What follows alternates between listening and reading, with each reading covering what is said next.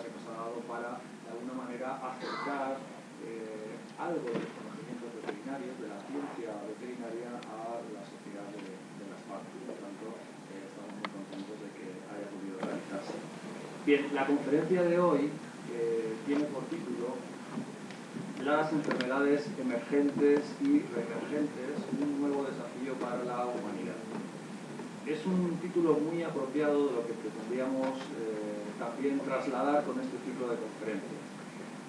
Si preguntásemos a alguien de ustedes, que a lo mejor no se han acercado antes a la Facultad de Veterinaria, ¿qué se entiende por un veterinario? Pues lo primero que tenemos en mente pues, es el típico veterinario de perros o de gatos, ¿verdad? O si proceden del medio rural, pues de granjas. Y sin embargo, los veterinarios realizan toda una serie de funciones muy importantes en otros aspectos de la profesión. Hace un año, cuando estábamos celebrando el 250 aniversario de la creación de la primera escuela veterinaria en el mundo, fue la Escuela Veterinaria de Lyon, en Francia, y por tanto se conmemoraba también el 250 aniversario de la creación de la profesión veterinaria como profesión reglada.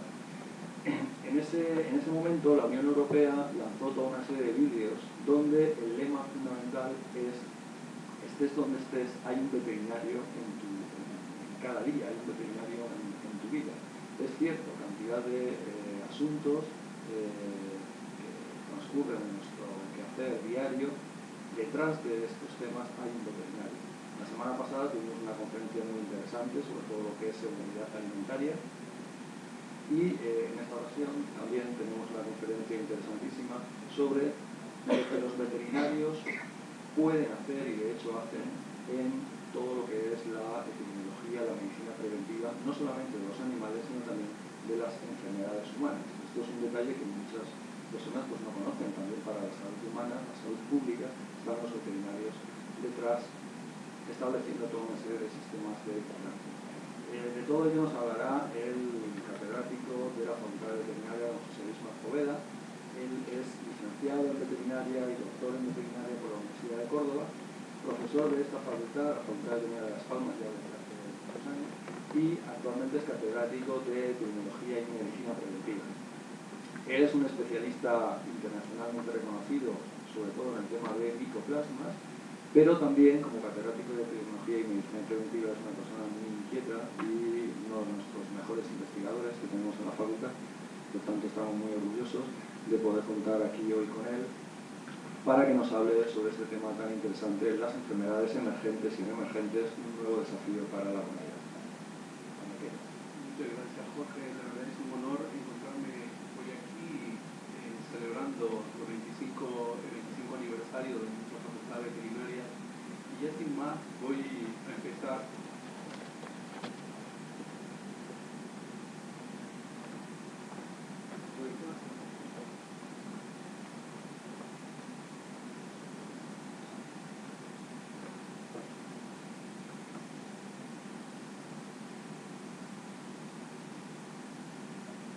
A pesar de los enormes adelantos que ha habido en los últimos años en el control de las enfermedades infecciosas, estas siguen planteando una gran amenaza para toda la humanidad. En el siglo XXI, las enfermedades infecciosas persisten como una de las principales causas de mortalidad en muchas áreas del planeta. En 1967, el responsable de los servicios de salud de los Estados Unidos, el doctor William Stewart, anunció el triunfo definitivo en la guerra contra las enfermedades infecciosas. Sin embargo, este anuncio fue muy prematuro por la constante aparición de nuevas enfermedades emergentes que nos han mostrado que en realidad nos encontramos a la mitad de una feroz batalla contra estas enfermedades. Y vamos a empezar definiendo lo que son enfermedades emergentes utilizando esa definición que hace el Instituto de Medicina de los Estados Unidos. Dice así: son aquellas que han sido recientemente descubiertas en una población o bien involucra a un agente patógeno ya conocido que afecta a un mayor número de personas o tiene una distribución geográfica, una mayor distribución geográfica. El ejemplo típico que teníamos, que podemos citar, es el de la aparición de la encefalopatía espongiforme bovina y, como no, el de la variante de Creutzfeldt-Jakob, esa afección neurológica que afecta a jóvenes diferente del curso que tiene normalmente la enfermedad de Creutzfeldt-Jakob. El término emergente se aplica a aquellas enfermedades que se describen por primera vez y que destacan por su gravedad y capacidad de difusión. Hace muy poco tenemos un ejemplo reciente de la aparición de una enfermedad nueva en el ámbito del bovino en Europa. Fue la aparición del virus de Schmallenberg en agosto de 2011. Esta nueva enfermedad, la enfermedad de Schmallenberg, causa en bovinos adultos fiebre, disminución de producción de leche, diarrea y aborto. Tiene una similitud, de hecho, con una enfermedad que nosotros estudiamos como enfermedad exótica en el curso de enfermedades exóticas que impartimos a los alumnos de veterinaria como asignatura optativa, que es la enfermedad de Akabane, una enfermedad descrita en Japón y en Australia. Los análisis moleculares que se han hecho desde la secuencia del virus de Schmallenberg demostraron que había una similitud con una arbovirosis ya conocida en Japón y Australia. Esta era la enfermedad de Akabane. La enfermedad de Akabane se conoce también como síndrome de artrogriposis e hidroencefalia congénita. Es una enfermedad infecciosa que aparece en objetos bovinos, ovinos y caprinos. El virus de Akabane es transmitido por artrópodos de distintas familias y con el curso del tiempo se han ido describiendo otros virus, sobre todo en Estados Unidos, el virus de Ainu, el virus Simbu. De manera que esta nueva enfermedad que aparece, que es emergente, la enfermedad de Schmallenberg, ya ha sido catalogada, pertenece, el agente causal, este virus pertenece a la familia Bunjaviridae, el género Orthobunjavirus y en el serogrupo Simbu. Todavía no está claro cuáles son los vectores biológicos de este virus de Schmallenberg, pero es posible que unicoides, anófeles y aedes, que son los vectores del virus de Akabane, puedan estar involucrados. Y realmente ya veremos a lo largo de esta exposición cómo una de las condiciones por las que se presentan enfermedades nuevas, enfermedades emergentes, es por el cambio climático. El cambio climático ha permitido que artrópodos, vectores de enfermedades que estaban restringidas en áreas geográficas distintas tengan la capacidad de sobrevivir en latitudes distintas por ese cambio geográfico. Generalmente el ejemplo típico lo tenemos en la lengua azul. La lengua azul es una enfermedad que emergió prácticamente en Europa. Los insectos, los artrópodos, vectores tuvieron la posibilidad de sobrevivir por encima de los 40 grados de latitud norte y han llegado prácticamente hasta el norte de Europa. Nunca antes se había presentado esta situación. Y la explicación es que el cambio climático es uno de los factores, como ya veremos, en la aparición de estas enfermedades nuevas, enfermedades emergentes. Y aquí tenemos en este mapa toda una serie de descripciones de enfermedades que han aparecido en prácticamente todos los continentes. Vamos a ir viendo algunas de ellas. Volviendo sobre la definición de enfermedades emergentes, podemos decir que también suceden enfermedades nuevas, enfermedades emergentes, como resultado de la evolución o el cambio de un agente patógeno que ya existía con anterioridad y que da lugar a un cambio de clase de hospedador, vector, patogenicidad o cepa, o también como una infección o enfermedad nueva no conocida hasta entonces. Así fue como surgió como enfermedad nueva, como enfermedad emergente, la parvovirosis canina, por ejemplo. La parvovirosis canina, antes de 1975, no existía, era una enfermedad desconocida. El virus de panleucopenia felina dio un salto y se adaptó a la especie canina, y así apareció la parvovirosis canina, originando una pandemia, una difusión, una epidémica a nivel mundial. Claro, ¿por qué sucede esto? Porque nosotros, los humanos, permitimos que gatos y perros convivan estrechamente, o sea, en condiciones normales,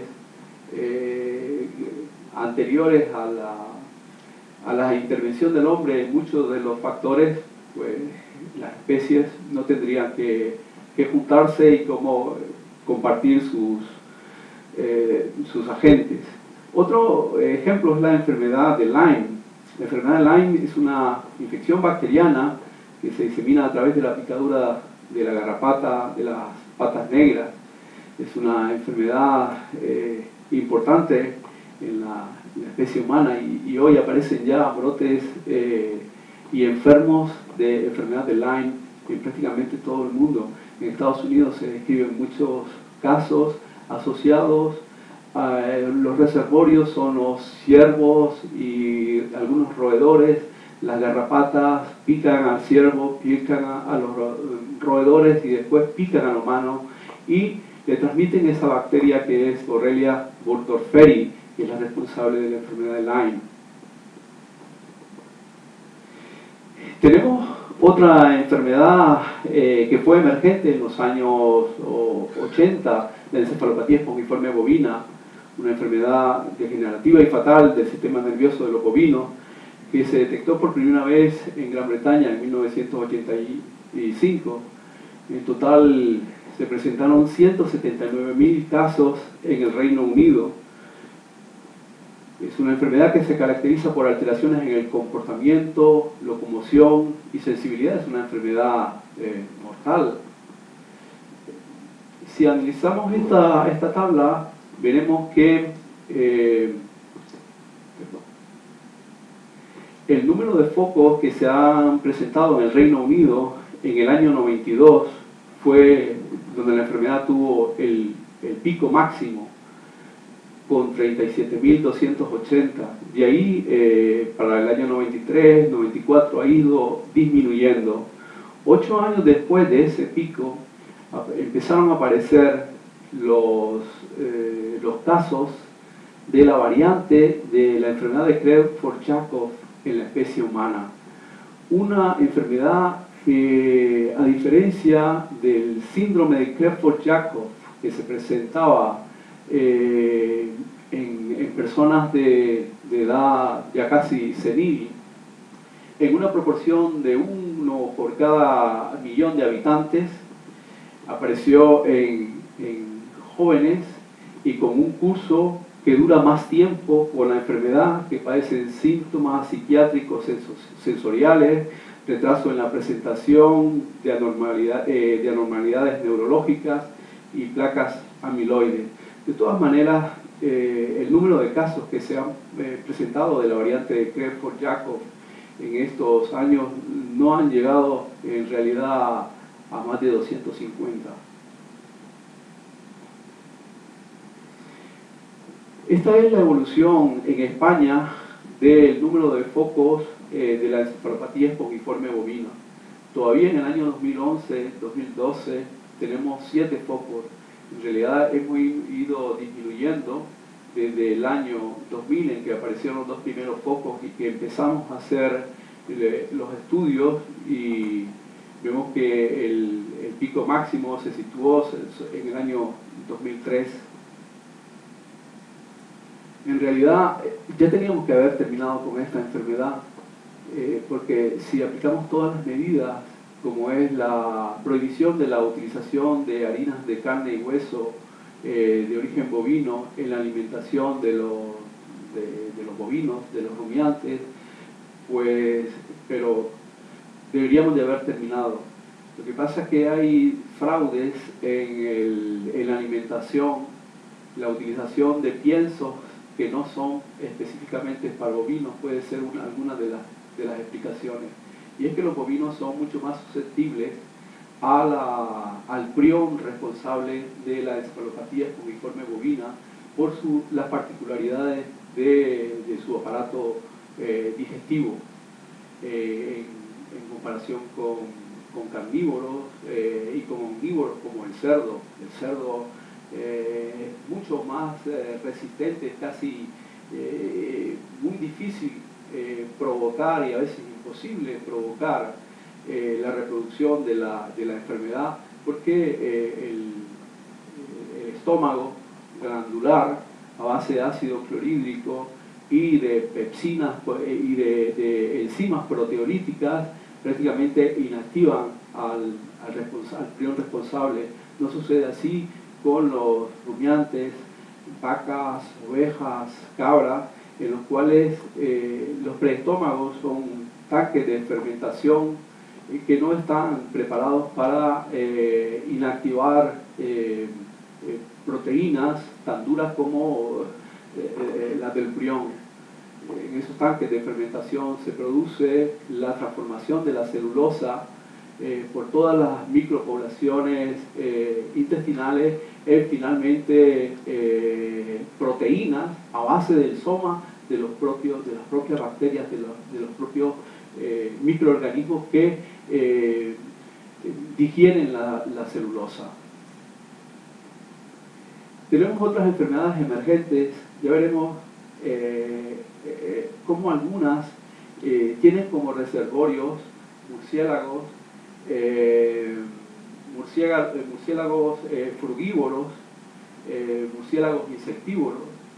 Y es que estos mamíferos guardan un arsenal de virus que portan, que no les causa daños a ellos y afectan a otras especies. El ejemplo típico es la enfermedad de Nipah, que surgió en el sudeste asiático. Este es un flying foxes, un zorro volador, un murciélago frugívoro que porta el virus de Nipah. El síndrome respiratorio y encefalítico porcino es una enfermedad viral infecciosa del cerdo y de los seres humanos. Los porcinos presentan una enfermedad aguda con signos respiratorios y neurológicos. ¿Por qué surgió esta enfermedad? Porque realmente se pusieron a establecer núcleos de producción de cerdos en un sitio donde tenían su hábitat los zorros voladores de la familia de los terópodos. Entonces los cerdos adquirieron el virus y este virus pasó también a la especie humana. Los trabajadores de los mataderos que faenaron a los cerdos afectados se infectaron, pero es que también ha habido una transmisión directa del virus de Nipah a humanos. Los humanos afectados desarrollan signos neurológicos, signos respiratorios, coma y muerte. En la epidemiología de la transmisión tiene que ver el contacto estrecho entre los humanos y los murciélagos frugívoros, como lo vemos en esta diapositiva. Pero también se han presentado brotes por ingestión, al ingerir un guarapo que obtienen en esas zonas. Ellos tenían, sobre todo en la zona de Bangladesh, la costumbre de obtener guarapo de algunas de estas palmeras, y haciendo un estudio epidemiológico de casos de encefalitis en la especie humana, se descubrió un factor de riesgo de presentación de la enfermedad de Nipah, y es que los murciélagos acudían a beber de ese guarapo y al beber el guarapo los seres humanos se afectaban por esta enfermedad. Claro, ancestralmente la gente protegía mediante esas rejillas hechas de cañas de bambú al recipiente en donde se recogía el guarapo. Pero esta técnica ancestral cayó en desuso y se dieron los primeros casos de enfermedad de Nipah. En este mapa podemos ver la distribución geográfica de brotes de Nipavirus y de zorros voladores de la familia Pteropodidae. Vemos pues cómo, ya veremos, hay otra enfermedad que estudiaremos ahora, que es la enfermedad de Hendra, que también está vehiculada por zorros voladores, por murciélagos frugívoros. Aquí lo vemos en un parque en una ciudad de Australia. Esta es la distribución geográfica de brotes por el virus de Hendra en Australia de 1994 a 1998. La enfermedad de Hendra emergió en 1994 en Brisbane, y es que se originó porque caballos de carreras de un hipódromo se localizaron y tuvieron contacto con zorros voladores que se refugiaban en unos árboles cerca del hipódromo. Se afectaron los caballos y finalmente adquirieron síntomas respiratorios, una enfermedad respiratoria neurológica, y también se afectaron humanos. A partir de aquí se han ido sucediendo brotes en el 2006, 2007, 2004 en distintas partes del norte de Australia.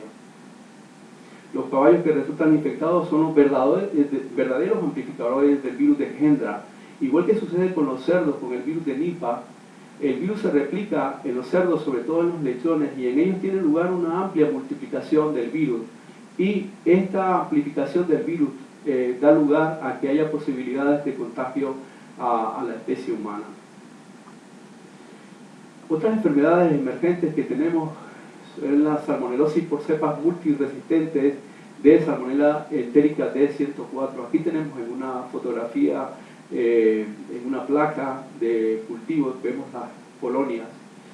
Las cepas multiresistentes frente a este fagotipo, el D104, que es un virus, fueron primero identificadas en pájaros exóticos en el Reino Unido a principios de los años 80. Más tarde fueron identificadas en bovinos y humanos a finales de los años 80. Posteriormente pasaron a la avicultura industrial, a cerdos y ovejas, y hoy tienen una distribución mundial.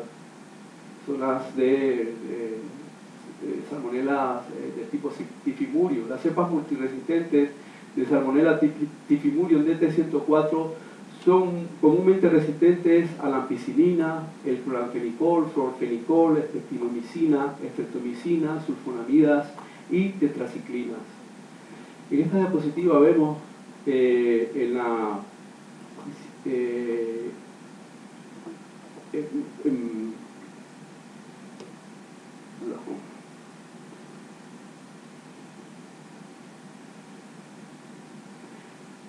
vemos cepas resistentes, aquí tenemos, y cepas sensibles. Esta es una cepa sensible, aquí está el antibiótico, y este es un halo de inhibición del crecimiento frente a la difusión del antibiótico. Y esta es una cepa resistente. Otras enfermedades emergentes, interesantes, importantes y de gran actualidad es la colibacilosis por Escherichia coli O157H7. En esta vemos una diapositiva en una placa de medio de cultivo. Es una enfermedad emergente transmitida por los alimentos. Cada año ocurren en Estados Unidos 73.000 casos de infección con 61 muertes. Escherichia coli O157H7 fue reconocida como causa de enfermedad en 1982 durante un brote de diarrea aguda con sangre. La infección conduce habitualmente a una diarrea sanguinolenta y ocasionalmente a fallo renal. La mayor parte de la enfermedad ha estado asociada con el consumo de carne de vacuno molida, contaminada e insuficientemente cocinada. Esta bacteria puede hallarse en pequeño número de criaderos de vacuno y puede vivir en el intestino de ganado saludable. La carne puede contaminarse durante el sacrificio de los animales y los microorganismos pueden mezclarse completamente con la carne del vacuno cuando esta carne es molida. Otras fuentes de infección que se ha ido encontrando a través de distintos brotes son coles de Bruselas, lechugas, sobre todo regadas con aguas residuales contaminadas con Escherichia coli o 157H7, porque sobre todo esta bacteria se encuentra en el aparato digestivo de los rumiantes. En Estados Unidos emergió esta enfermedad, se dice que fue por un cambio por la administración de maíz en la dieta de los bovinos. Los brotes de soja, que últimamente en el brote del año pasado fueron los responsables en Alemania, el salami, leche y zumo de frutas sin pasteurizar. Sobre todo en Estados Unidos han estado habiendo casos de brotes de Escherichia coli, de colibacilosis en niños lactantes, a los cuales las madres les dan un zumo de fruta que sin pasteurizar, de unas marcas que eran muy prestigiosas en los Estados Unidos, y ancianos han padecido también colibacilosis por Escherichia coli o 157H7. Otras enfermedades emergentes que tenemos son la legionelosis. La legionelosis, desde que apareciera por primera vez el primer brote por neumonía en el año 1976, que ocurrió en un hotel en Filadelfia, que alojaba una convención de 223 miembros de la Legión Americana. En este caso se reportaron 220 casos de neumonía con 5 muertes. Este cuadro clínico se denominó en principio enfermedad de los legionarios, legionelosis, y al agente causal Legionella pneumófila. A partir de esta fecha han sido numerosos los casos esporádicos y brotes epidémicos descritos tanto en hoteles, hospitales, balnearios y barcos. Otra enfermedad emergente que tenemos es la fiebre hemorrágica de ébola. Aquí tenemos el virus temible de la fiebre hemorrágica de ébola. El primer brote de ébola tuvo lugar el 26 de agosto de 1976 en una aldea que se llama Yambuku, en el norte del antiguo Zaire, hoy República Democrática del Congo. El virus de ébola Zaire tiene una de las mayores tasas de mortalidad, cerca del 90%, con una media del 83%. Es un virus pues enormemente virulento. En este cuadro tenemos los distintos brotes que se han presentado por fiebre hemorrágica de ébola a lo largo de los años. En el año 76 por la cepa ébola Zaire, en el cual hubo 318 afectados con un porcentaje del 88% de fallecidos. En el año mismo 1976 el ébola Sudán, la cepa ébola Sudán, afectó a 284 personas con 53% de fallecidos. La ébola Reston es una cepa de ébola que pasó a los Estados Unidos a través de monos que fueron llevados con fines de experimentación. No hubo muertes, pero hubo afección en los monos. En 1994, en Gabón, se produjeron 44 casos con un 63% de fallecidos. En Costa de Marfil, la ébola Typhores originó un caso en la especie humana. En el año 95, en Zaire, otros 315 casos con el 81% de fallecidos.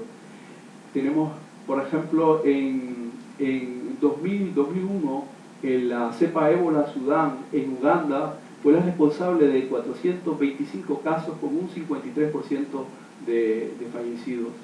y en el año 2001-2002 la cepa Ébola Zaire en Gabón y República del Congo fue la responsable de 122 casos con 79% de fallecidos. Pero es que además de afectarse los humanos, también se afectan las poblaciones de simios. Chimpancés y gorilas también enferman por el virus de ébola. La transmisión de grupo a grupo entre chimpancés y gorilas amplifica la mortalidad. Se ha llegado a constatar, por ejemplo, la muerte de 5.000 gorilas en una área. Pero además, los problemas de la guerra, la emigración de pueblos que llegan a sitios y que practican hábitos de subsistencia, como es el comerse un chimpancé enfermo o comer de un gorila, ha facilitado también que aparezcan más casos en la especie humana. Se ha estado durante mucho tiempo buscando cuál es el reservorio, cuál es el portador del virus de ébola. Finalmente, en el año 2005, los investigadores del Instituto para la Investigación y el Desarrollo de Francia identificaron 3 especies de murciélagos tropicales, reservorios naturales del virus de ébola. O sea, ya los conocemos, ya sabemos quiénes son los responsables. Esto ha sido un avance importante en la epidemiología de la enfermedad. En el año 2007, en la aldea de Bundibugyo, se presentó un brote. Esa aldea está en Uganda. El ministro de Salud confirmó que el brote que se había presentado era por el virus de ébola. Fue responsable de la muerte de 35 personas en un brote que enfermaron 127 personas.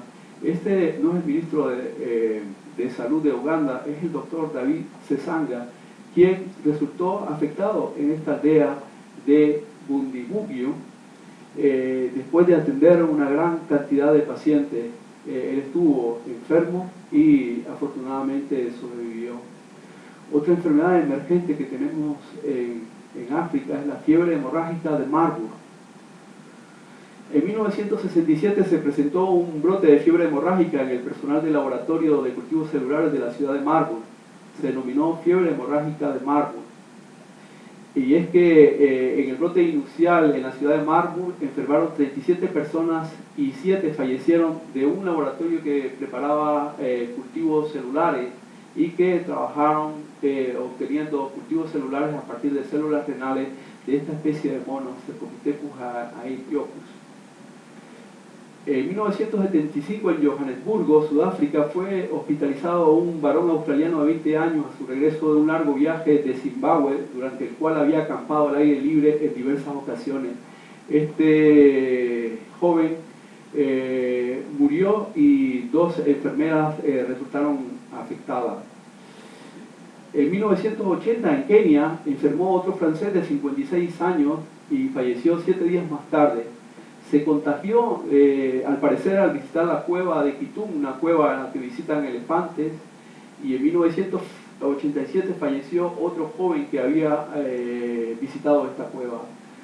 En 1998-2000 se presentó una epidemia en la República Democrática del Congo con 154 enfermos, de los cuales fallecieron 128, todos de la fiebre hemorrágica de Marburg.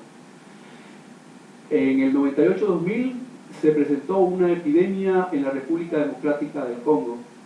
En 2004-2005 se presentó en Angola el mayor brote de fiebre hemorrágica de Marburg, con 374 casos y 329 fallecidos.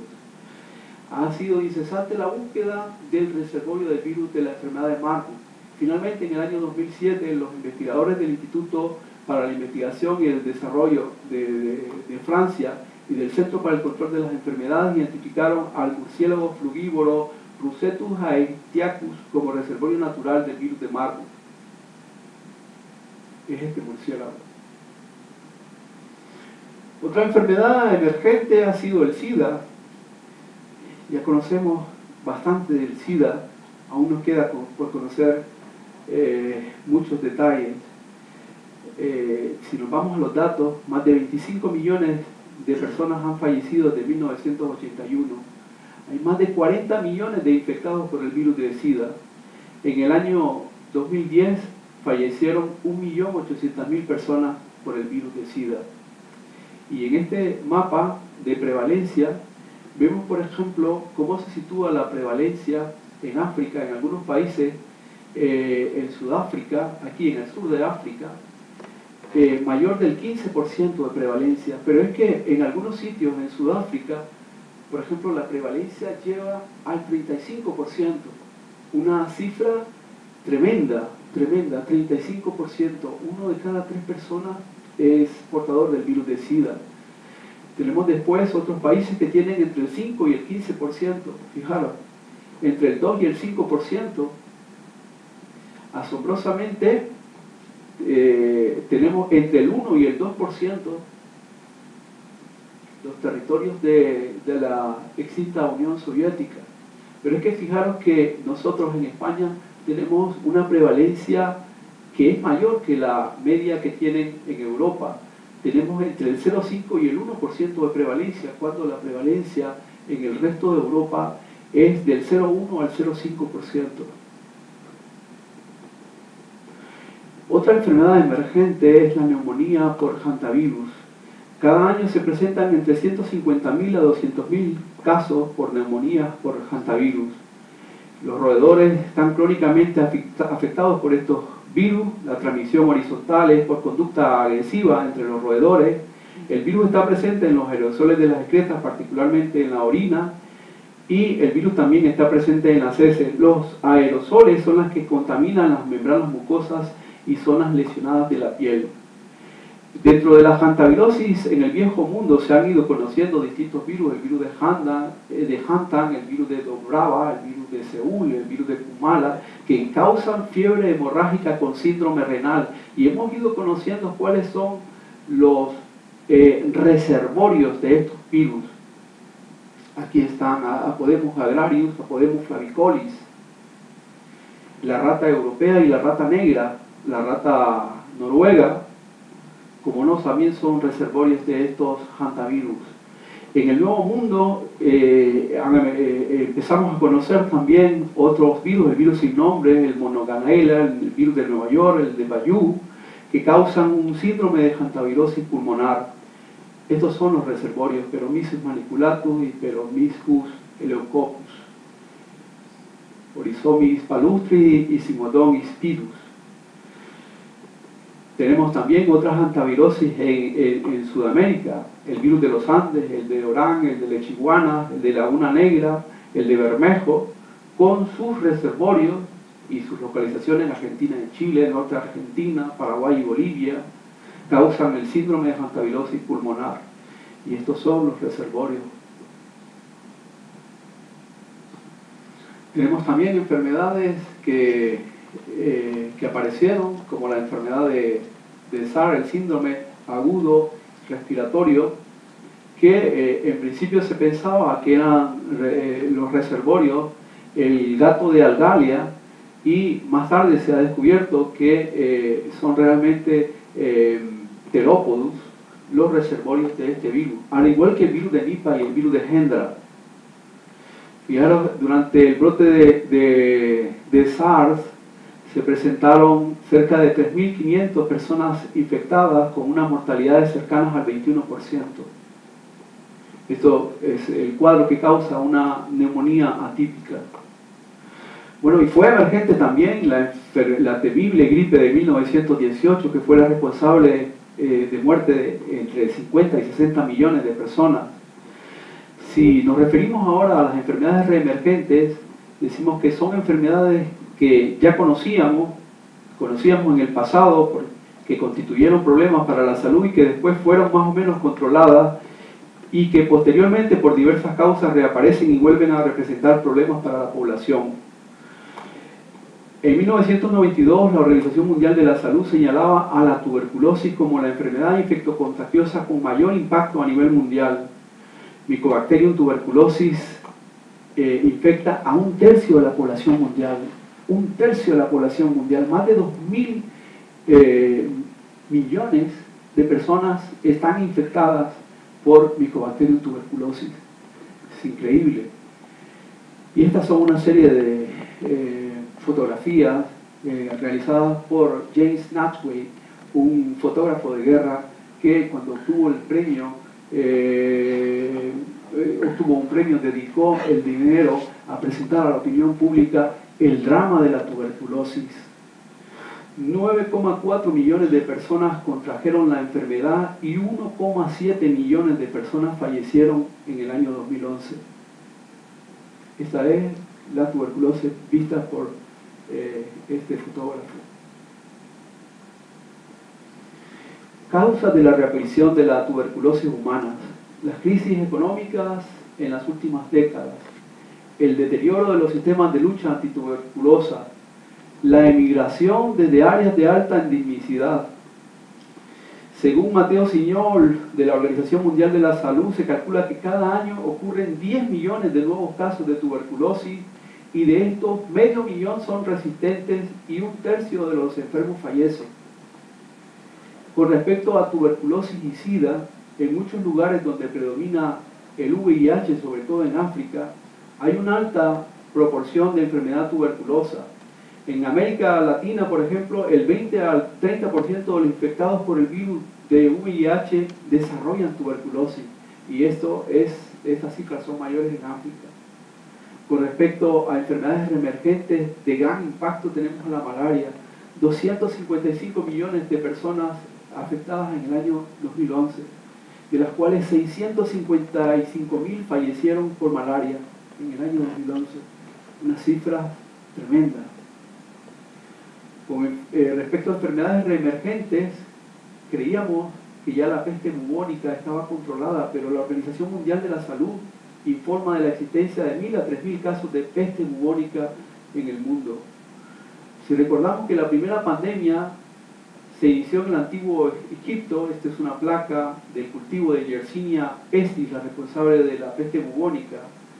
En esta primera pandemia en el antiguo Egipto se produjo la mortalidad del 50 al 60% de la población de África del Norte, de Europa, Asia Central y del Sur.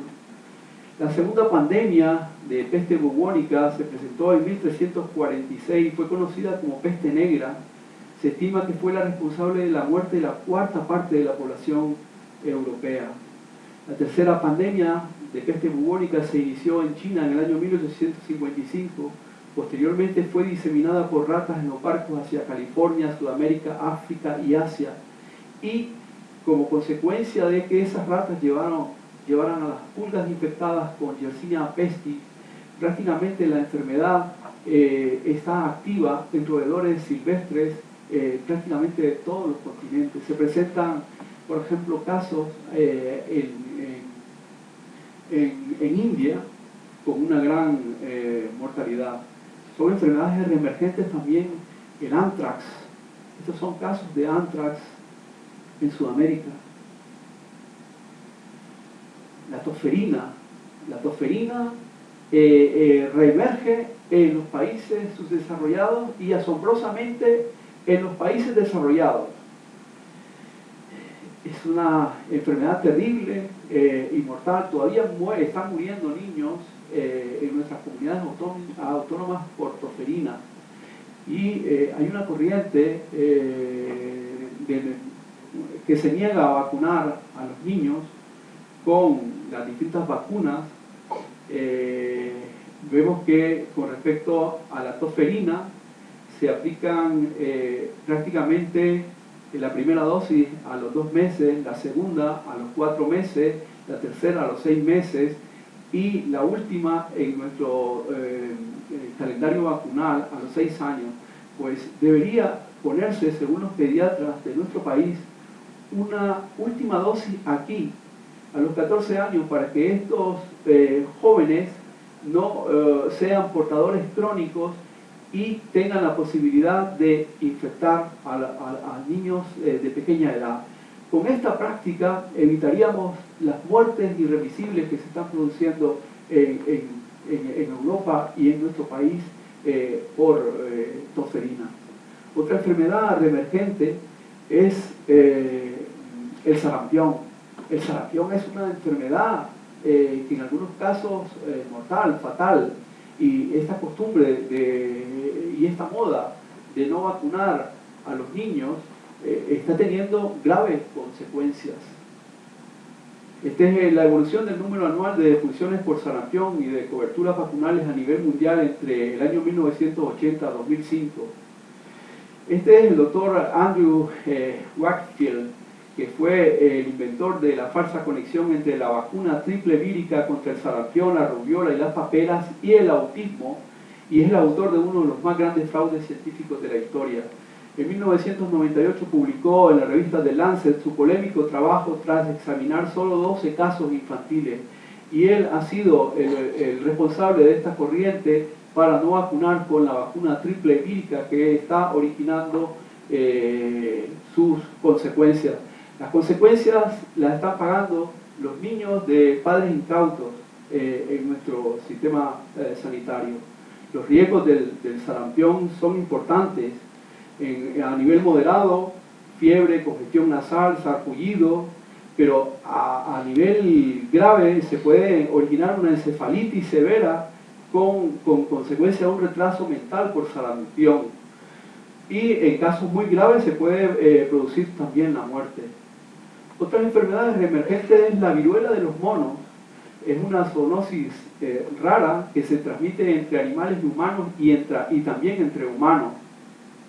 Está haciendo su aparición en África después de que se suspendió la vacunación frente al virus Vaccinia, que en el año 75 se suspendió la vacunación frente a viruela. Esta vacunación frente a la viruela protegía de forma heteróloga frente al virus de la viruela de los monos. Otras enfermedades reemergentes son, sobre todo en países en vías de desarrollo, la brucelosis. La población rural está más expuesta al contagio que la población urbana. Es enfermedad reemergente la tuberculosis bovina. Realmente, fijaros, en este mapa vemos la distribución de la prevalencia de tuberculosis bovina en el año 2009. Tenemos en zonas en que hay prevalencia entre el 3 al 47%. Pero es que además tenemos un problema tremendo, y es que gran parte de la población silvestre de jabalíes y ciervos están infectados. Los que se abaten en las cacerías, casi el 80 al 90% están infectados con Mycobacterium bovis, responsable de la tuberculosis bovina. Con respecto a la tuberculosis bovina, en las comunidades autónomas de prevalencia cero, podemos situar a nuestra comunidad autónoma. No tenemos tuberculosis bovina en Baleares y en Canarias.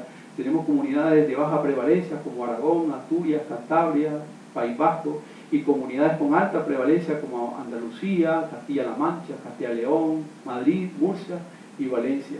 Otra enfermedad reemergente es la fiebre aftosa, una enfermedad de graves consecuencias para la economía de los países ganaderos. Y cómo no, la influenza aviar altamente virulenta, la rabia en Sudamérica, en Centro Europa también la rabia avanza. Vamos a ver cuáles son los factores que han provocado la aparición de enfermedades emergentes y reemergentes. Cambios en la demografía de los pueblos y su comportamiento. En este mapa podemos ver cómo mapa de la migración de nuestra especie. El Homo sapiens sapiens prácticamente solamente se conoce como especie hace 200.000 años, a través de la evolución del Homo erectus y la evolución prácticamente de los homínidos, que es una evolución de 10 millones de años sobre 60 millones de años, que es la evolución de los mamíferos.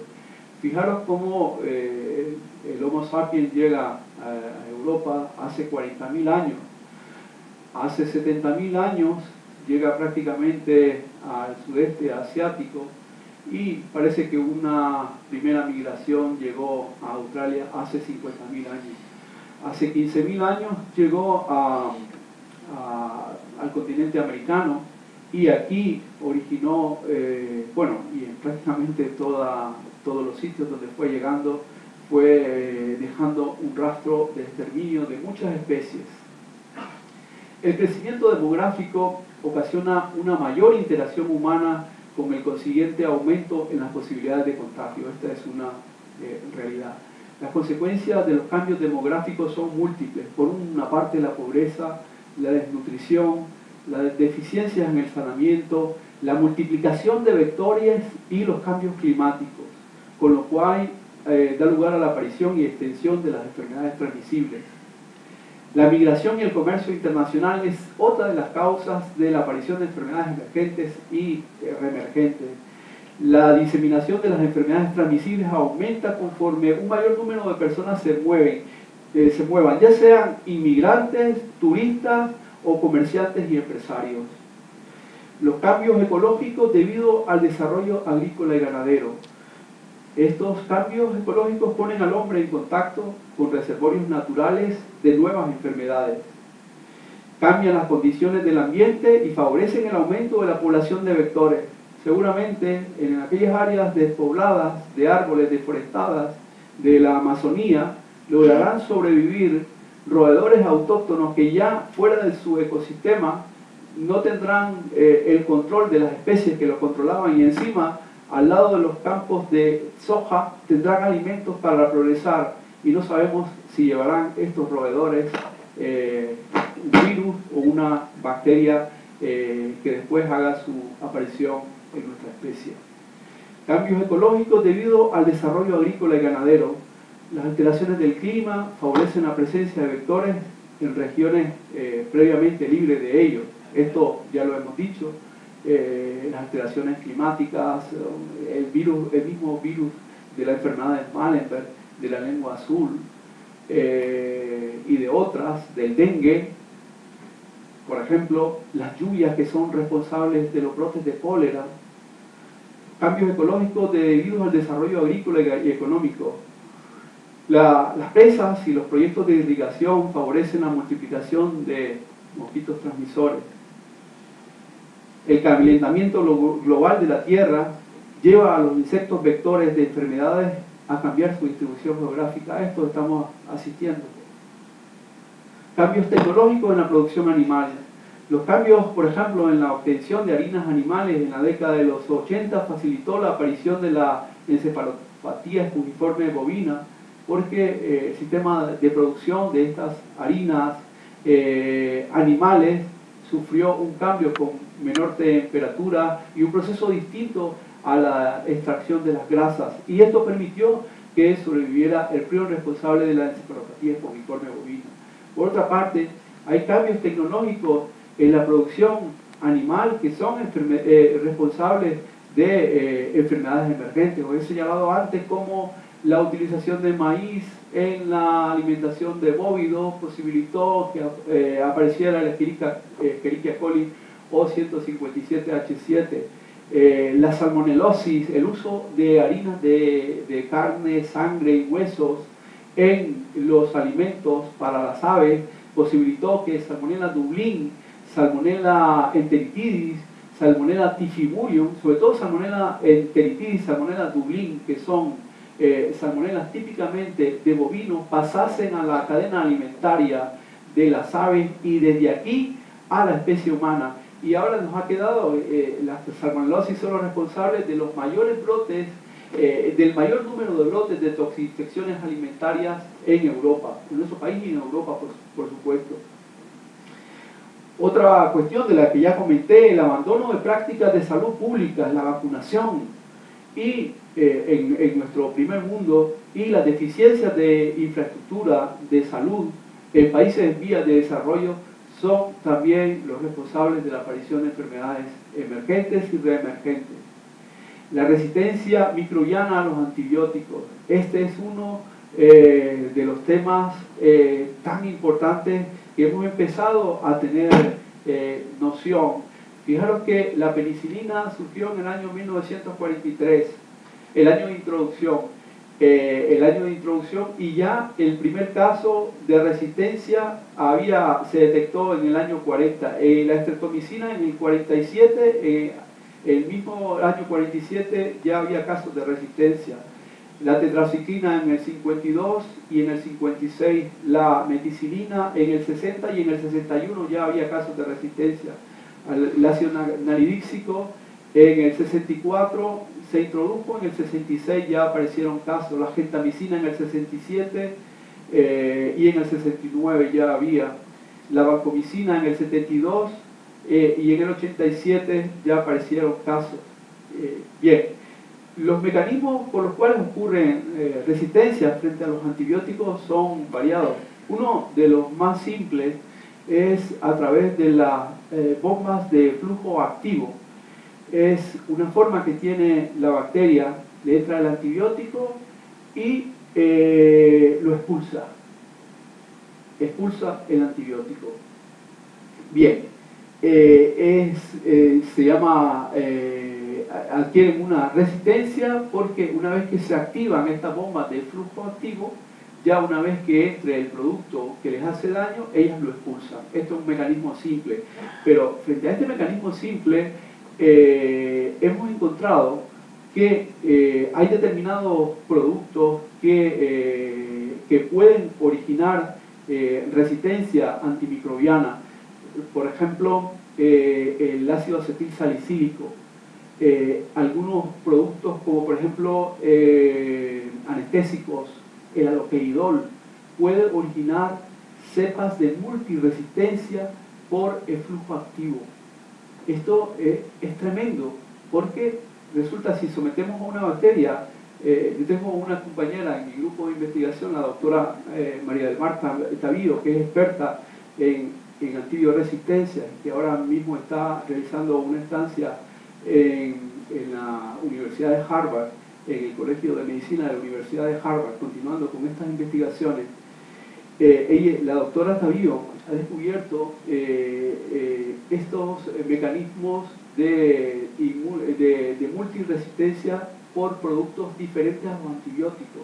Resulta que si pone en el medio de cultivo a una bacteria un anestésico, acetilsalicílico o incluso concentraciones más altas de cloruro sódico, la bacteria termina eliminando por el flujo activo esos productos, pero además adquiere multiresistencia para echar fuera a distintos antibióticos. Eso es un descubrimiento trascendental, porque estamos utilizando productos que pueden estar originando antibioresistencia. Bien, yo creo que esto era todo lo que tenía que decirles. Creo que he terminado en el tiempo indicado y ahora pues me pongo a vuestra disposición si queréis plantear alguna pregunta.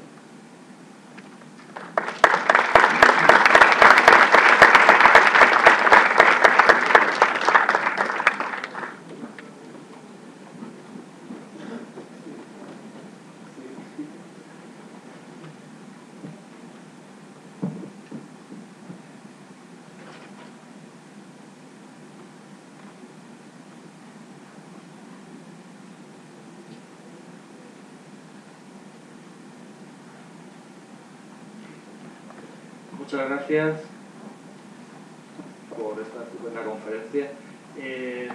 Como siempre, abrimos un turno de preguntas, de debate, cuestiones que el doctor Poveda les contestará.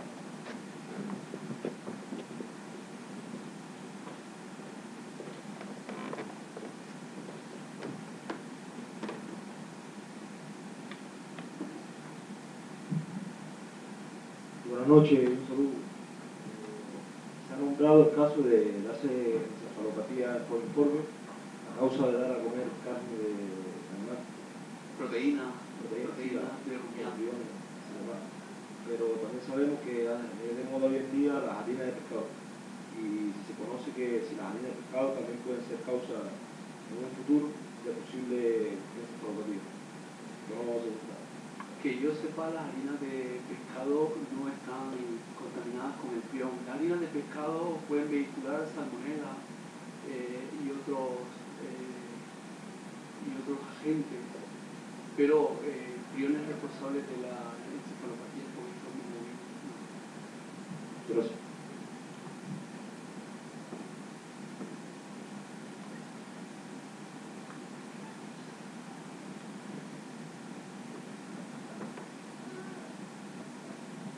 tardes, gracias por lo expuesto. No ha dejado, por lo menos a mí como ama de casa, que no sé a dónde ir a comprar ahora, qué es lo que hacer. O sea, más bien la pregunta es cómo prevenir todas esas cosas referente al mercado. Pienso que está todo bien remirado, bien inspeccionado, pero siempre estamos en la duda si comprar, por ejemplo, productos ecológicos. Yo enfrente de mi casa tengo una tienda, voy y está todo amarillo, todo feo, carísimo. Después vas al supermercado, es tan bonito, más económico. En fin, que no, ahora mismo me he dejado como para no comer. Muchas gracias. A ver si nos da un consejo de manera de eso, de dónde meternos. La mayor parte de los brotes de toxinfecciones por salmonela ocurren en el ambiente familiar, por manipulación inadecuada de los alimentos, conservación excesiva del tiempo, no observar, por ejemplo, las condiciones de conservación.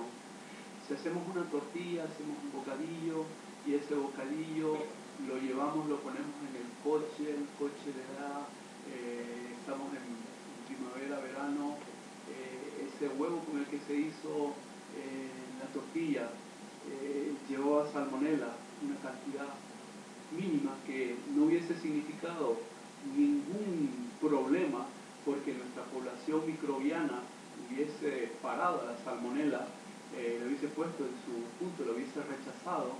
Pero, ¿qué sucede? Que en esa tortilla que está en el bocadillo ha recibido unas temperaturas en el coche adecuadas para su replicación con el sustrato que es el huevo como medio de cultivo. Y entonces, en vez de tener una carga muy pequeña de salmonela, aumenta tremendamente y de forma tal que cuando nos comemos el bocadillo, pues estamos recibiendo miles de millones de salmonela junto con sus toxinas. Este es un ejemplo típico. Cuando preparamos un alimento, lo guardamos en el frigorífico, hemos de conocer el tiempo que podemos guardar. Si no lo vamos a consumir en un tiempo breve, pues lo mejor es congelarlo, porque guardarlo, hay algunas bacterias que tienen una replicación, por ejemplo las listerias, tienen una replicación a las temperaturas del frigorífico, a 4 o 5 grados, tienen una replicación lenta y pueden estar ahí y ocasionarnos un problema en distintos alimentos. Entonces, las verduras hay que lavarlas. Hay gente que prepara los brotes de soja, hay que tener mucho cuidado en la preparación de los brotes de soja. Hay que lavarse muy bien las manos, utilizar agua limpia. Los cereales, las lechugas, hortalizas, con el lavado normal en casa y no hay ningún problema. Hay que tener mucho cuidado con la carne, con el huevo, con el pollo, que se conserva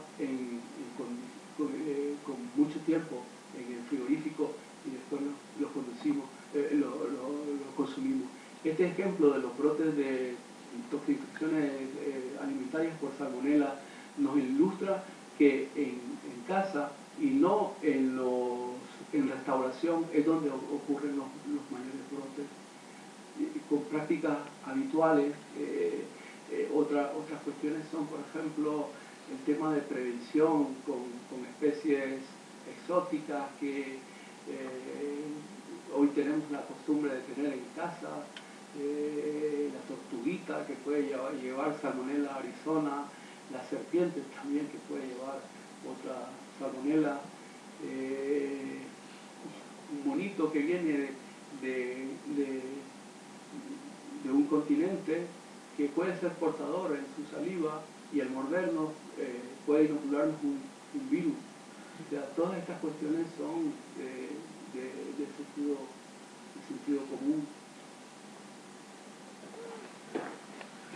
Buenas tardes. Mire, yo quería preguntarle, porque me ha sorprendido un poco lo que ha dicho usted del ácido acetilsalicílico. Salicílico, sí. Sí, la aspirina. Entonces yo estoy pensando que normalmente en casa lo que antes se consumía era mucho la aspirina para cualquier dolor, cualquier cosa que teníamos. ¿Es por eso por lo que ahora se ha instaurado más el ibuprofeno para el uso en casa? Realmente el descubrimiento de las posibilidades de multiresistencia con acetilsalicílico es un descubrimiento reciente. El ácido acetilsalicílico es muy bueno, lo hemos empleado para muchos problemas, muchas enfermedades y para aliviar dolencias. El ibuprofeno también tiene sus desventajas. Yo creo que es el uso irracional. Hay gente que se acostumbra a utilizar acetilsalicílico por cualquier cosa.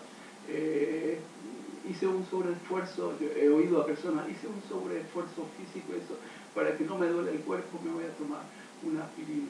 Eso es una práctica completamente inadecuada. O sea, es el abuso de productos como el acetilsalicílico y otros. Es que el tema de la resistencia cruzada con productos es un tema tremendo, porque yo mismo he planteado, por ejemplo, a mi compañera María del Mar Tavío, es que bajo esta dinámica los colutorios pueden actuar también, y es que habríamos que investigar si los colutorios tienen la posibilidad de, porque son sustancias agresivas para las bacterias. Las bacterias van con sus bombas de flujo activo echar fuera los principios del colutorio. Puede que estemos generando también cepas multiresistentes en nuestra boca. En los experimentos que ha hecho María del Mar Tavío con el cloruro sódico, concentraciones más altas de cloruro sódico en el medio de cultivo hacen que la bacteria se active su flujo activo frente a distintos antibióticos. Esto es un tema muy importante y que posiblemente cuando se analice en profundidad seguramente cambiará o nos recomendarán cambiar muchas de nuestras pautas. Ya hemos hecho que en el tema de la antibioresistencia, la eliminación de los antibióticos, las normativas europeas han prohibido el uso de antibióticos como estimulantes del crecimiento en la producción animal. Antes, en la producción de cerdos, en la producción de aves, siempre habían productos de tipo antibióticos y hoy están prácticamente prohibidos. Incluso algunos antibióticos como los macrólidos que se utilizaban para controlar enfermedades respiratorias, por ejemplo en el cerdo, la Unión Europea ha dicho que esto está prohibido y ya no lo podemos hacer, tenemos que desarrollar vacunas para controlar esa enfermedad. Y es que tenemos un problema, las bacterias están desarrollando resistencia demasiado rápido y el nivel que nosotros tenemos en nuestras industrias farmacéuticas para desarrollar antibióticos nuevos no va al mismo nivel y entonces estamos teniendo la desgracia de sujetos infectados en hospitales frente a los cuales no hay antibióticos que curen su enfermedad y que finalmente mueren. Este es el gran drama de la antibioresistencia.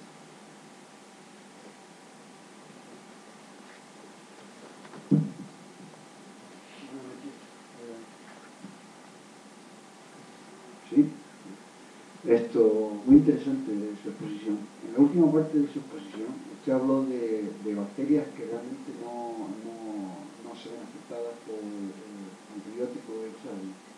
¿Quiere decir eso que nos enfrentamos a algún tipo de enfermedad evolutiva, a este tipo de enfermedad emergente que usted habló? Evolutiva en el sentido de que terminará por vencernos de alguna manera. Esperemos que no, pero la verdad es que las bacterias tienen distinto. Yo solamente mencioné un mecanismo para la antibioresistencia, multiresistencia, que es de las bombas de flujo, pero es que las bacterias también tienen otros mecanismos a través de ellas. Se pueden pasar distintas especies, pueden adquirir, por ejemplo, desarrollar enzimas, sustancias que degradan ese antibiótico, y la forma de realizar esas enzimas es a través de su información genética. Esa información genética puede ser vehiculada por un virus, un fago o un plásmido entre bacterias. Entonces, y de hecho está ocurriendo, esta es una forma frecuente, plásmidos que llevan llevan la forma de escindir un antibiótico de una bacteria a otra. Es ciertamente tremendo. Esperemos que no nos ganen la lucha. Es uno de los grandes retos, pero en este momento estamos perdiendo.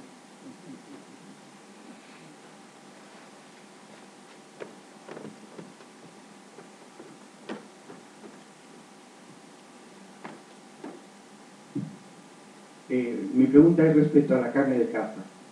La carne de caza, antes explicó que la caza tiene una serie de enfermedades, ¿no? En el caso de tuberculosis sobre todo. Ok. En el caso de la caza, ¿cómo recomendaría usted comerla, prepararla? ¿Qué peligros tiene? La carne de caza normalmente pasa por los controles veterinarios. Un veterinario debe hacer la inspección. Pues es un problema, porque yo le digo que ciervos, jabalíes en la península, el 80 al 90% están infectados y tienen lesiones de tuberculosis bovina por el Mycobacterium bovis. Entonces los veterinarios hacen la inspección, decomisan la pulmón, ganglio afectado y evalúan si es una tuberculosis localizada o una tuberculosis diseminada. Si es una tuberculosis diseminada, prácticamente la canal no puede pasar a disposición del consumidor. Pero si ellos determinan que es una tuberculosis localizada, solamente con prácticamente quitando la parte afectada de la víscera, del pulmón, de hígado. De todas maneras, con cualquier carne hay que tener prácticamente una metódica, y aunque a algunos nos guste la carne que quede rojita, es preferible para inactivar una serie no solamente de bacterias, sino de parásitos que nos pueden llegar, y que haya suficiente calor de forma que se inactive. Es la recomendación más sana que puedo darle.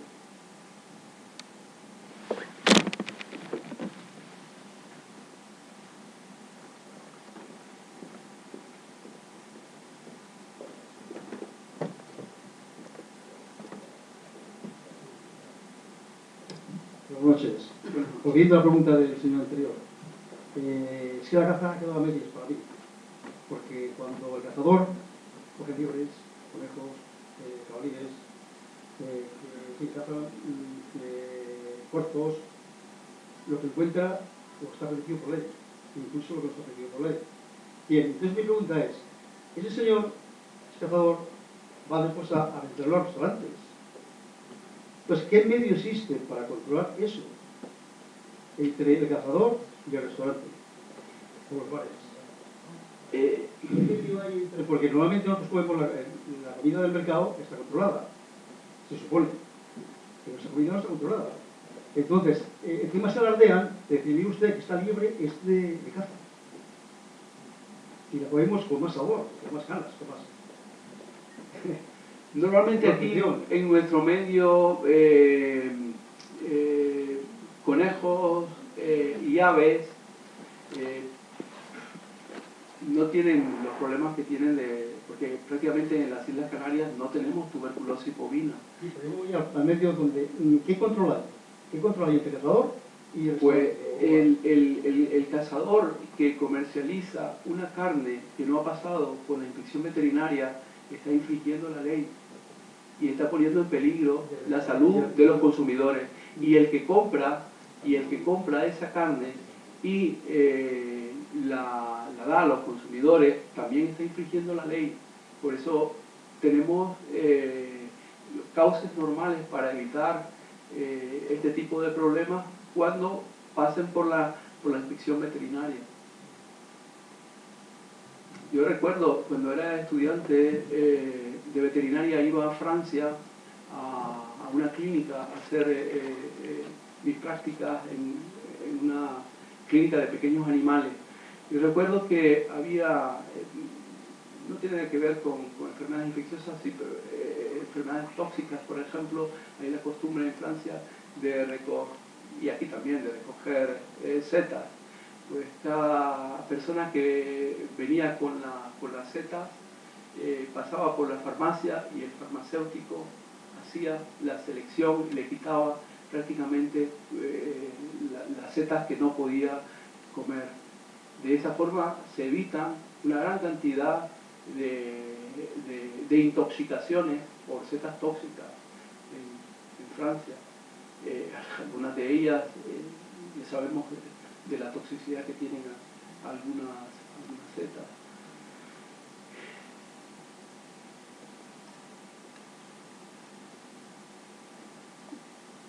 Buenas noches. Yo quería aclarar una pregunta. Sí. Buenas noches.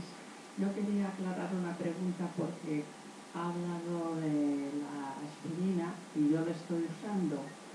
Entonces, pues quería aclarar eso, a ver si me puede perjudicar o no. Bueno, mire, yo tengo mucho dolor de columna, normalmente, que me tengo que operar, pero no me quiero operar porque tengo miedo. Entonces, he leído en internet que era muy bueno el alcohol de romero, mezclarlo con aspirina machacada y luego frotarte donde tienes mucho dolor.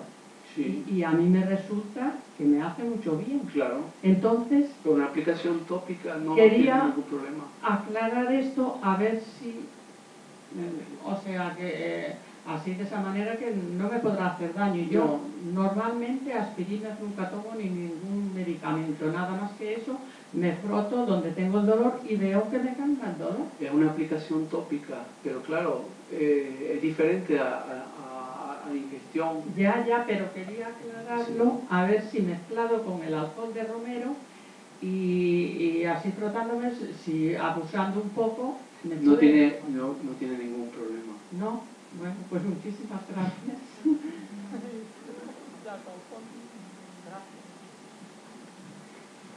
Buenas noches.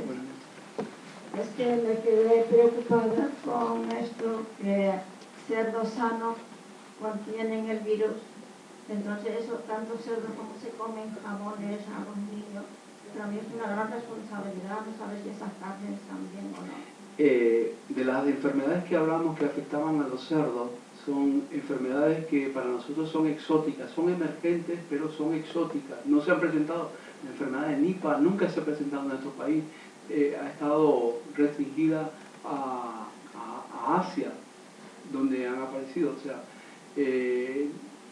nosotros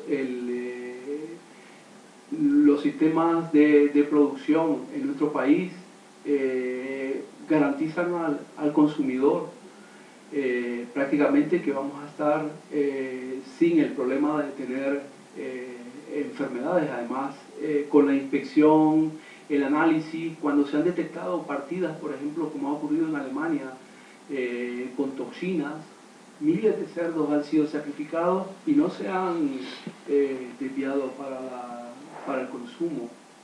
O sea, nuestras autoridades sanitarias tienen una gran responsabilidad en preservar al consumidor y de forma tal de que lo que nosotros podamos consumir sea sano, esté libre de cualquier enfermedad.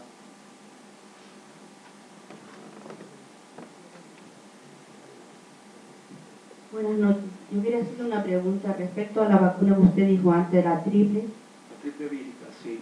Esa se la puse yo a mi hijo, que ya hoy tiene 24 años, y resulta que esa vacuna le dio a mi hijo sarampión, pero fuertísimo. Y de hecho él hoy sigue padeciendo desde niño hasta hoy en día de jaqueca. ¿Será consecuencia de esa vacuna? La vacuna, esa vacuna triple vírica es una vacuna que se ha utilizado en España y en Europa, y es una vacuna que no tiene ningún problema de reacciones. Muchas veces sucede que se realiza la vacunación de un niño y da la coincidencia que el niño ya estaba incubando la enfermedad. Puede que esa observación de que desarrolló sarampión fue únicamente de que la vacuna no llegó a protegerlo porque su hijo ya estaba incubando, ya había sido infectado con el virus de sarampión.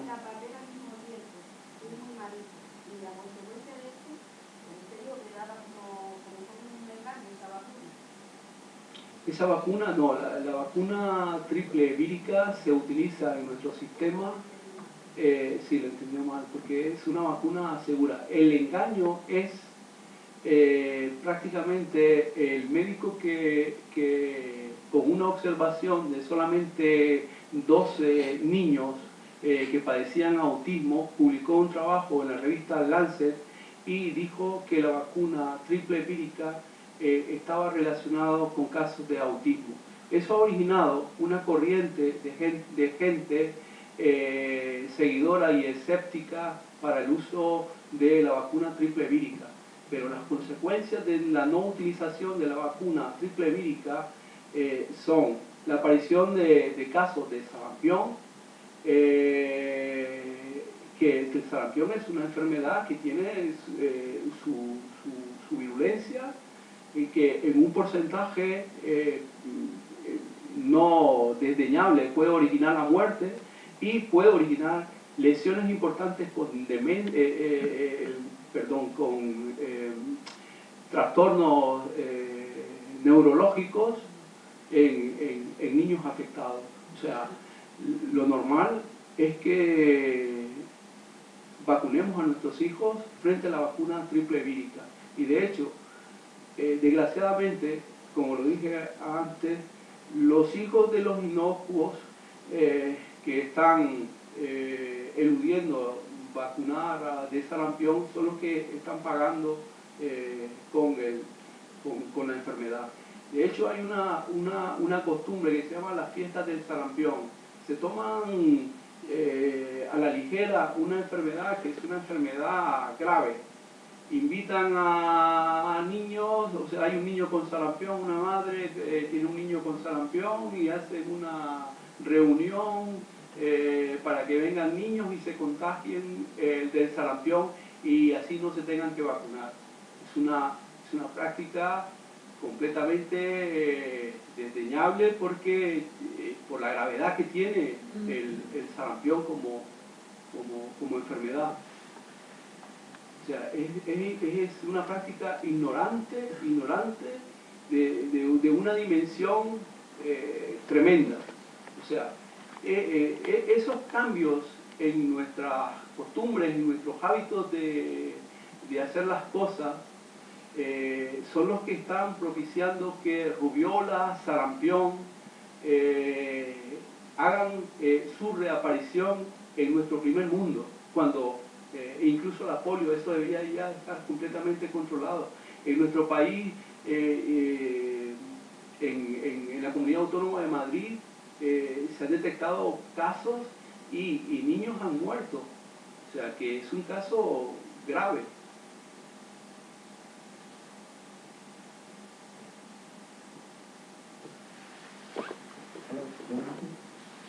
hacer dos preguntas. La primera es, antes nombró que la población de bacterias natural de nuestro cuerpo puede inactivar a una bacteria con la salmonela. Quería saber en qué estado están las investigaciones a nivel de ecología microbiana, si hay alguna investigación que trabajan para luchar contra esas infecciones desde el punto de vista de la ecología microbiana. Y el otro tema es, ¿cuál es la razón, si es económica o de rentabilidad? ¿Por qué no hay vacunas contra o no se está trabajando en vacunas contra los virus como el de ébola, el Marburg, de fiebre hemorrágica? Si es debido a que solo ataca poblaciones pequeñas en África o alguna por dificultad propia desde el punto de vista científico. Las investigaciones en ecología microbiana están bastante avanzadas y de hecho han tenido una gran trascendencia en nuestra vida y en la producción animal. Desde que en 1979 Erno Nurmi encontrara que Lactobacillus acidophilus, esa bacteria que está en los yogures, previene la infección de pollitos de un día con Salmonella paratifi, se han hecho una gran cantidad de avances buscando cuáles son los microorganismos de la población que integran la población microbiana de cada una de las especies para administrarlos en gallinas, en rumiantes y instaurar rápidamente una micropoblación que defienda a los animales jóvenes, a los terneros, a los corderos, incluso, como no, a nuestros niños a través de los yogures. Los yogures llevan Lactobacillus acidophilus, Streptococcus faecium y alguna levadura que son la base de una población microbiana que posteriormente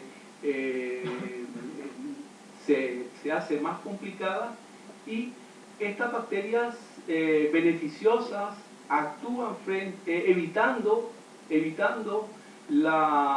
que se fijen las bacterias perjudiciales del tipo de Escherichia coli o Salmonella. Incluso Lactobacillus acidophilus produce una especie de antibiótico, una bacteriocidina, que es activa frente a la Salmonella.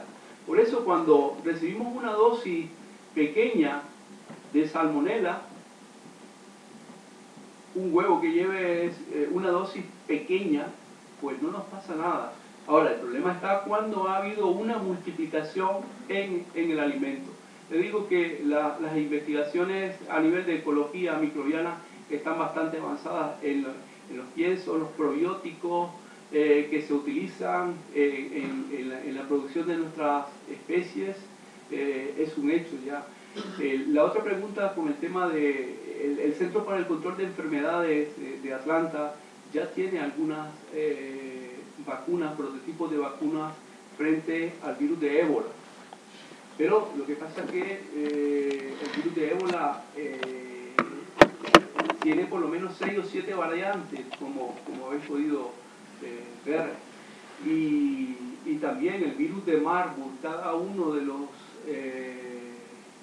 virus que se han aislado de los brotes en los distintos países presentan una variabilidad. Por otra parte, se ha dado casos en el tema de la enfermedad de Marburg, recombinaciones genéticas en la especie humana entre distintos genotipos de virus de Marburg, que ha dado lugar a variantes de virus de Marburg, diferente a la que tenían los reservorios y diferente a la que tenían los primeros casos. Este es un tema que complica enormemente el tema del desarrollo de una vacuna que sea efectiva realmente.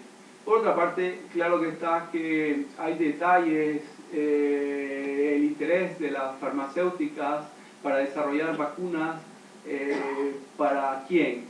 ¿Quiénes lo van a pagar? ¿Quiénes lo van a comprar? Ese es un tema monetario. Un complemento a eso, ¿existe salud pública por ejemplo que alguna prevención, algún plan de prevención en caso de que apareciera algún tipo de virus de eso en la población?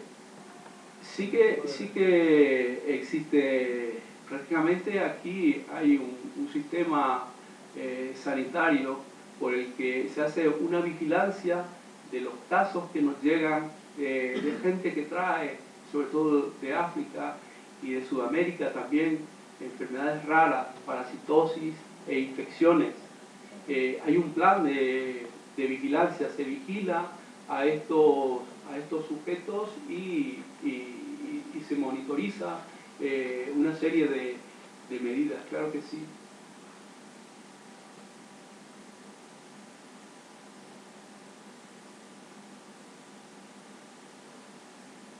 ¿No hay más cuestiones? ¿No? Bueno, pues de nuevo agradecer pues, muy especialmente al doctor Poveda por la estupenda conferencia y este debate tan interesante que ha suscitado. Agradecer también al Museo Elder de la Ciencia, a todo el personal del museo por la estupenda acogida hacia nosotros, hacia la Facultad de Veterinaria. Cerramos, por tanto, con esta conferencia el ciclo de conferencias del 25 aniversario.